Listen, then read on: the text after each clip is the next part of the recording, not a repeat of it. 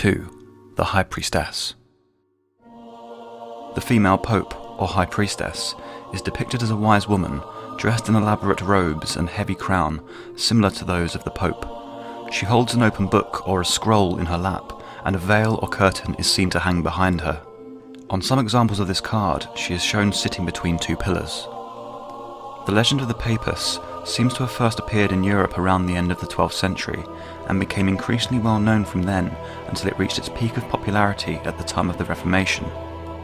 According to the story, she was a native of the town of Mainz in Germany who fell in love with an Englishman and, disguised as a boy, travelled with him to Athens and then Rome, studying there under the name Johannes Angelicus. By reason of her talent and brilliance, she eventually rose to the papal chair, taking the name John VIII.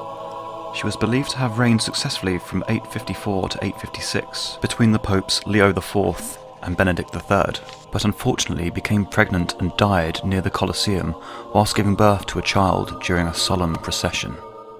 This curious tale was without foundation and was probably compounded from half-remembered pagan myth allied to heretical speculation.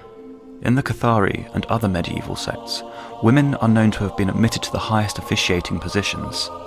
In the tarot sequence, the female pope is assigned the number 2, which symbolises counterpoise, relativity, the dualism of the pair of opposites that develop from the number 1, or unity. It represents the interaction of poles, which gives rise to manifestation, and in the human sphere signifies man's experience of individual existence as a separate ego divorced from the world around him.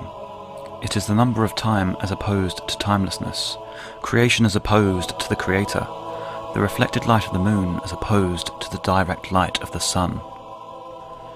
Following from this, the female pope can be seen as a linear descendant of the high priestess of antiquity, the embodiment of the lunar goddess of combination and procreation. The appearance of the female pope in some tarot packs resembles that of the Egyptian goddess Isis or the lunar deity Hathor. Hathor was the guide to a secret land, the land of the dead, hence her title, Queen of the West. Her protection was invoked on behalf of the dead and the dying. In the great temple of Hathor at Dendera was found to be a shrine dedicated to the dog star Sothis or Sirius, and the dog too is traditionally a guide to the land of the dead.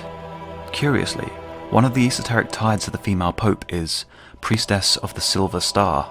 It has been said of her that she is the great feminine force controlling the very source of life, gathering into herself all the energizing forces and holding them in solution until the time of release.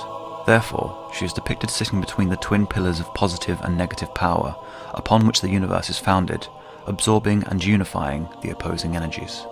She is the passive link between the physical and spiritual planes. Through her, it is said, God can be realized in the heart of man, hence her title, the Indwelling Glory. As the unspoken words of initiation can only be heard by the intuition, the fool's first task is to learn the secret language of the High Priestess, so that he might at length read the words in her book of wisdom. The book or scroll she holds in her lap represents the mysteries of the hidden temple of which she is the guardian. In Kabbalistic language, she is said to be the Shekinah, the indwelling glory that descends to irradiate the temple when the two pillars are brought into perfect equilibrium.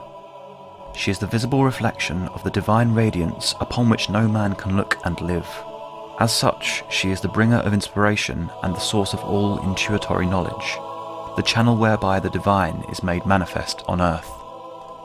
Psychologically, she symbolizes one of the bridges linking the twin pillars of the conscious and unconscious minds, the inspirer of dreams and visions that reveal the continuance of life beyond conscious boundaries.